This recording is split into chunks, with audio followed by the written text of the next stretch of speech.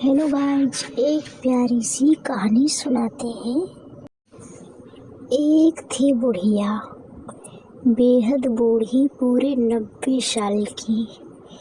एक तो बेचारी को ठीक से दिखाई नहीं पड़ता, ऊपर से उसकी मुर्गियाँ चराने वाली लड़की नौकरी छोड़कर भाग गई।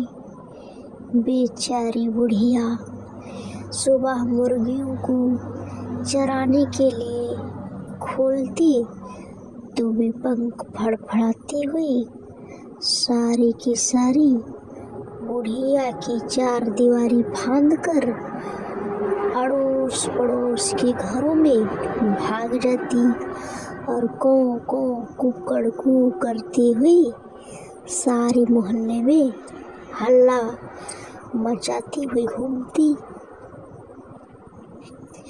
कभी वो पड़ोसियों की सब्जी खाती तो कभी पड़ोसी काट कर उन्हीं की सब्जी बना डालते। दोनों ही हालातों में नुकसान बेचारी बुढ़िया का होता। जिसकी सब्जी बर्बाद होती वह बुढ़िया को भला बुरा कहता, जिसके घर में मुर्गी पकती उससे बुढ़िया की हमेशा की दुश्मनी हो जाती। हार कर बुढ़िया ने सोचा कि बिना नौकर के मुर्गियाँ पालना उसकी जैसी कमज़ोर बुढ़िया के बस की बात नहीं है। भला वो कहाँ तक डंडा लेकर एक एक मुर्गी हाँकती फिरे। जरा सा काम करने में ही तो उसका दम फूल जाता था और बुढ़िया निकल पड़ी लाठी टेकती नौकर की तलाश में। पहले तो उसने अपनी पुरानी मुर्गियाँ चराने वाली लड़की को ढूंढा, लेकिन उसका कहीं पता नहीं लगा। यहाँ तक कि उसके माँ बाप को भी नहीं मालूम था कि लड़की आखिर गई तो कहाँ गई। नालायक और दुष्ट लड़की, कहीं ऐसे भी भागा जाता है, ना अता ना पता। थोड़ी दूर पर एक भालू ने बुढ़िया को बड़बड़ाते हुए सुना तो घूम कर सड़क पर आ गया और बुढ़िया को रोक कर बोला, बुढ़िया नानी नमस्कार, आज सुबह कहाँ जा रही हो? सुना है तुम्हारी मुर्गियाँ चराने वाली लड़की नौकरी छोड़कर भाग गई है। ना हो तो मुझे ही नौकर रख लो, खूब देखभाल करूँगा तुम्हारी मुर्गियों की। अरे हटो, तुम भी क्या बात करते हो? बुढ़िया ने खिसिया कर उत्तर दिया। एक तो निरे काले मोटे बदसूरत हो, मुर्गियाँ तो तुम्हारी सूरत देखते ही भाग खड़ी होंगी। फिर तुम्हारी बेसुरी आवाज़ उनके कानों में पड़ी तो वे मुड़कर दड़बे की ओर भागेंगी। एक तो मुर्गियों के कारण मोहल्ले भर से मेरी दुश्मनी हो गई है, दूसरा तुम्हारे जैसा जंगली जानवर और पाल लूं तो मेरा जीवन भी मुश्किल हो जाएगा। छोड़ो मेरा रास्ता, मैं खुद ही ढूंढ लूँगी अपनी काम की नौकरानी। बुढ़िया आगे बढ़ी तो थोड़ी दूर पर एक सियार मिला और बोला, हुआ राम।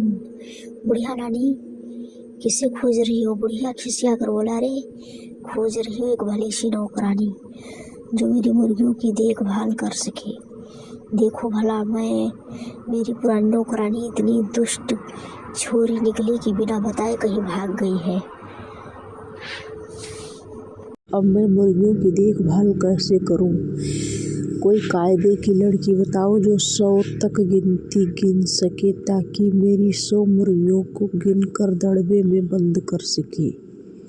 यह सुनकर सियार बोला, हुआ बुढ़िया नानी, ये कौन सी बड़ी बात है। चलो अभी मैं तुम्हें एक लड़की से मिलाता हूँ, मेरी पड़ोस में ही रहती है, रोज जंगल के स्कूल में पढ़ने जाती है। इसीलिए 100 तक गिनती उसे ज़रूर आती होंगी। अकल भी उससे खूब अच्छी है। शेर की मौसी है वो, आओ तुम्हें मिलवा ही दूँ उससे। बुढ़िया लड़की की तारीफ सुनकर बड़ी खुश होकर बोली, जुग जुग जियो बेटा, जल्दी बुलाओ उसे, काम काज समझा दूँ, अब मेरा सारा झंझट दूर हो जाएगा।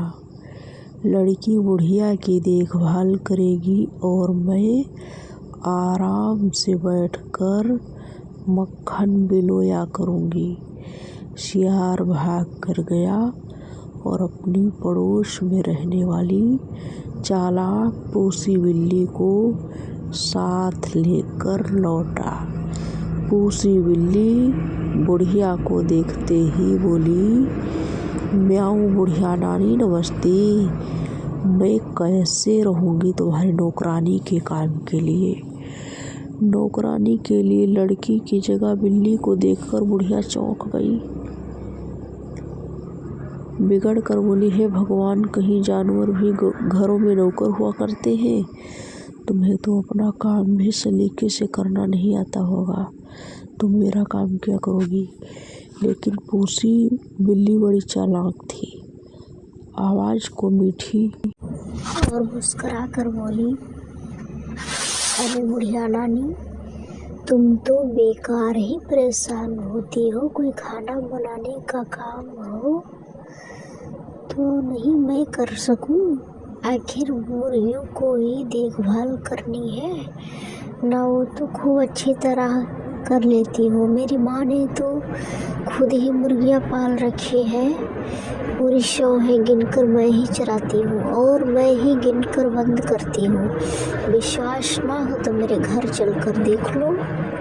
एक तो पूसी बिल्ली बड़ी अच्छी तरह बात कर रही थी, दूसरे बुढ़िया काफ़ी थकी गई थी, इसलिए उसने ज़्यादा बहस नहीं की और पूसी बिल्ली को नौकरी पर रख लिया। पूसी बिल्ली ने पहले दिन मुर्गियों को दड़बे में से निकाला और खूब भाग दौड़कर पड़ोस में जाने से रोका। बुढ़िया पूसी बिल्ली की इस भाग दौड़ से संतुष्ट होकर घर के भीतर आराम करने चली गई। कई दिनों से दौड़ते भागते बेचारी काफ़ी थक गई थी तो उसे नींद भी आ गई। इधर पूसी बिल्ली ने मौका देकर पहले ही दिन के 6 मुर्गियों को मार कर चट कर गई। बुढ़िया जब शाम को जागी तो उसे पूसी बिल्ली को इस हरकत का कुछ भी पता ना लगा। एक तो उसे ठीक से दिखाई नहीं देता और उसे 100 तक गिनती भी नहीं आती थी, फिर भला वह इतनी चालाक पूसी बिल्ली की शरारत कैसे जान पाती। अपनी मीठी मीठी बातों से बुढ़िया को खुश रखती और आराम से मुर्गियाँ चट करती जाती। पड़ोसियों से अब बुढ़िया की लड़ाई नहीं होती, क्योंकि मुर्गियाँ अब उनके अहाते में घुसकर शोरगुल नहीं करती थी। बुढ़िया को पूसी बिल्ली पर इतना विश्वास हो गया कि उसने मुर्गियों के दड़बे की तरफ जाना छोड़ दिया। धीरे धीरे एक दिन ऐसा आया जब दड़बे में 20-25 मुर्गियाँ ही बची। उस समय बुढ़िया भी टहलती हुई उधर ही आ निकली। इतनी कम मुर्गियाँ देखकर उसने पूसी बिल्ली से पूछा, क्या रे पूसी, बाकी मुर्गियों को तूने चरने के लिए कहाँ भेज दिया? पूसी बिल्ली ने झट से बात बताई और बताकर बात बोली, अरे और कहाँ भेजूंगी बुढ़िया नानी, सब पहाड़ के ऊपर चली गई हैं। मैंने बहुत बुलाया लेकिन वे इतनी शरारती हैं कि वापस आती ही नहीं। ओफ ओफ, ये शरारती मुर्गियाँ। बुढ़िया का बड़बड़ाना फिर शुरू हो गया। अभी जाकर देखती हूँ कि ये इतनी ढीठ कैसे हो गई हैं, पहाड़ के ऊपर खुले में घूम रही है। इन्हें कोई शेर या भेड़िया उठा ले गया तो। ऊपर पहुंचकर बुढ़िया को मुर्गियाँ तो नहीं मिली, सिर्फ उनकी हड्डियाँ और पंखों का ढेर। बुढ़िया को समझते देर न लगी कि ये सारा करतूत पूसी बिल्ली की है। वो तेजी से नीचे घर की ओर लौटी। इधर पूसी बिल्ली ने सोचा कि बुढ़िया तो पहाड़ पर गई है, अब सिर पकड़ कर रोएगी, जल्दी आएगी नहीं, तब तक क्यों ना मैं बचाई मुर्गियां भी चट कर लूं। यह सोचकर उसने बाकी मुर्गियों को भी मार डाला। अभी वो बैठी हुई खा ही रही थी कि बुढ़िया वापस लौट आई। पूसी बिल्ली को मुर्गियों को खाता देखकर वह गुस्से में आई, आग बबूला हो गई। उसने पास पड़ी कोयलों की टोकरी उठाकर पूसी के सिर पर दे मारी। पूसी बिल्ली को चोट तो लगी, उसका चमकीला सफेद रंग भी काला हो गया। अपनी बदसूरती को देखकर वह रोने लगी। आज भी लोग इस घटना को नहीं भूलते और रोती हुई काली बिल्ली को डंडा लेकर भगाते हैं। चालाकी का उपयोग बुरे कामों में करने वाली पूसी बिल्ली को फल भोगना पड़ा।